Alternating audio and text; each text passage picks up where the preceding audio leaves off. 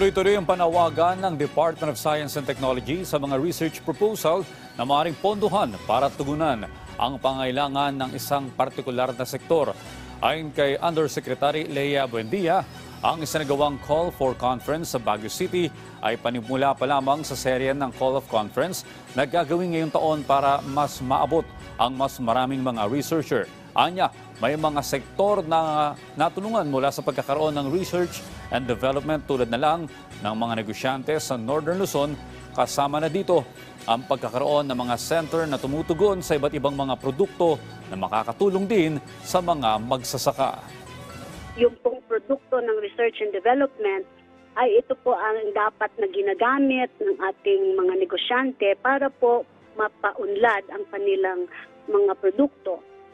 Siyensya at teknolohiya ay encompassing. Ibig sabihin, lahat po halos ng ating mga problema ay pwedeng solusyonan